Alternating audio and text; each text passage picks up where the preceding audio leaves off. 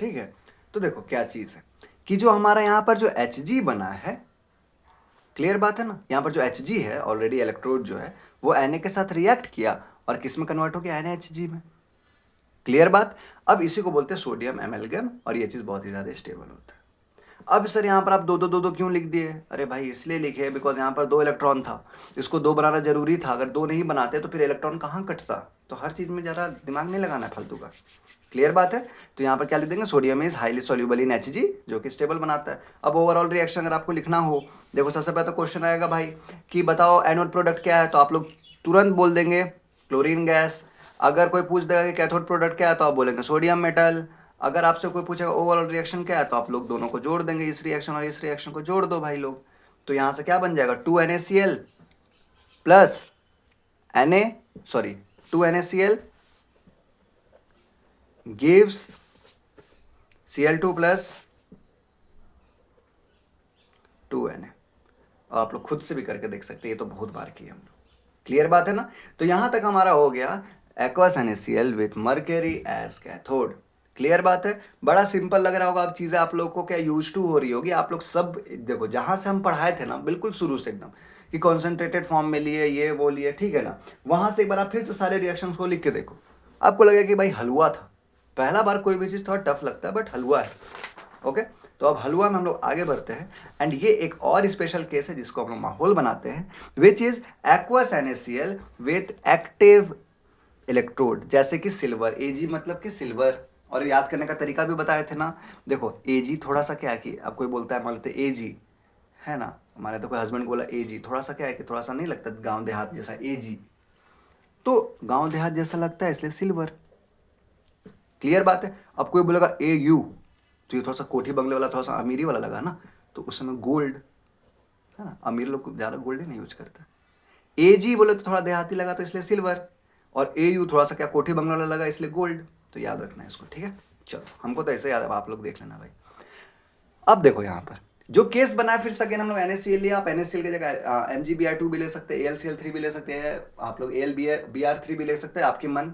But NaCl जो है वो लेने में ज़्यादा इजी पड़ता है, इसलिए हम लोग NaCl को लेकर आगे बढ़ रहे हैं।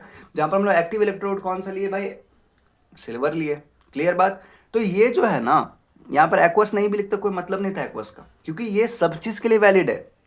चाहे मोल्टेन हो, चाहे एक्वस हो, चाहे एक्वस का डाइल्यूटेड हो, चाहे एक्वस का कॉन्सेंट्रेटेड हो, भाई कैसा भी हो, ये केस चेंज नहीं होगा।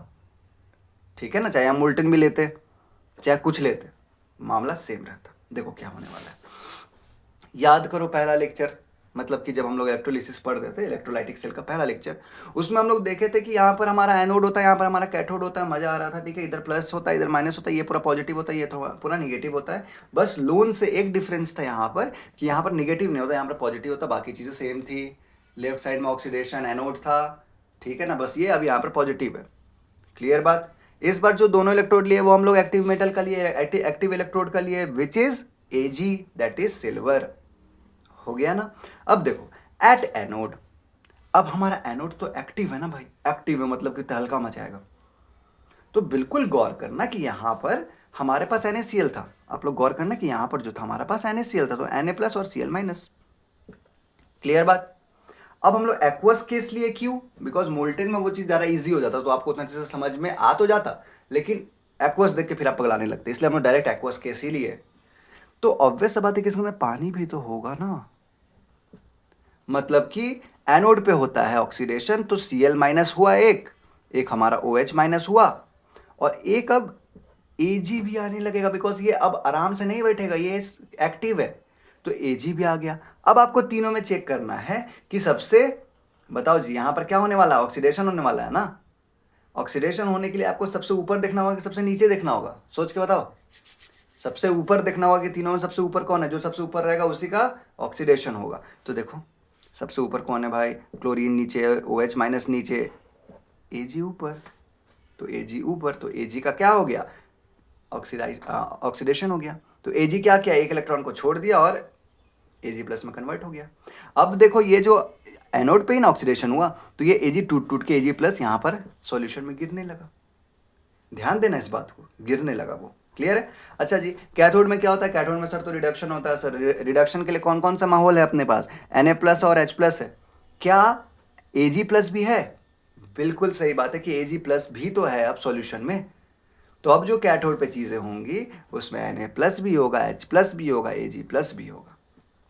तो बताओ जी, कैथोड पे क्या होता है? रिडक्शन होता है। तो रिडक्शन वाले केस में हम लोग क्या देखेंगे? ऊपर देखेंगे कि नीचे देखेंगे?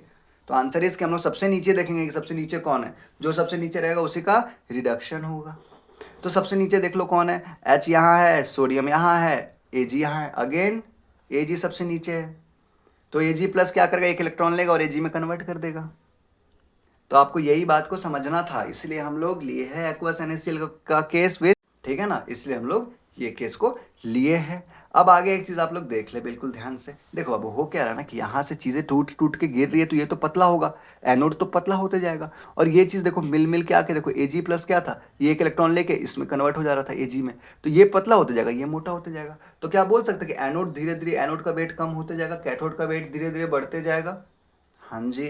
तो देखो बाबू, इसको ध्यान रखना कि मेटल रिफाइनिंग में या मेटल को साफ करने में इसी प्रोसेस का यूज होता है। देखो गंदा मेटल को यहां रख दो, प्योर मेटल को यहां रख दो। मान लेते अपने पास सिल्वर था, सिल्वर मेटल को यहां रख दो गंदा वाला, और सिल्वर का एक कोई अच्छा मेटल को यहां रख दो, प्योर मेटल को। होगा क्या चीज कि सब Ag+ टूट टूट के आके यहाँ पर ये जमते जाएगा, ये मोटा होते जाएगा, और हमारे पास प्योर फॉर्म में Ag कलेक्ट हो जाएगा। इसी को हम लोग बोलते हैं मेथड ऑफ इलेक्ट्रो रिफाइनिंग। आप लोग रिफाइन करते हो ना किसी चीज को साफ करते हो, and which is known as electro refining. Electricity का प्रेजेंस में रिफाइनिंग होना। देखो कैथोड का वेट कैथोड का वेट बढ़ते जाएगा, देखो कैथोड का वेट बढ़ते जाएगा, एनोड का वेट कम होते जाएगा, बिकॉज Ag+ गिरते जा रहा है। तो Ag+, तो अपना एनोड जो है वो कम होते जा रहा है, कैथोड जो है वो बढ़ते जा रहा है। समझ में आ गया?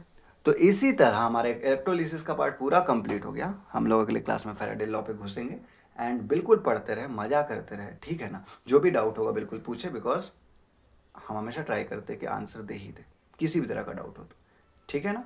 और हाँ, एक और चीज़ कि हम लोग इसके बाद फिर जैसे ही चैप्टर्स कंप्लीट होंगे फिर वन शॉट भी लेते आएंगे, तो आपको पूरा मेरा सपोर्ट रहेगा आपके बोर्ड्स तक एंड बियॉन्ड भी, ठीक है? तो चलो बाय बाय, शेयर करें, सब्सक्राइब करें, मज़ा करें।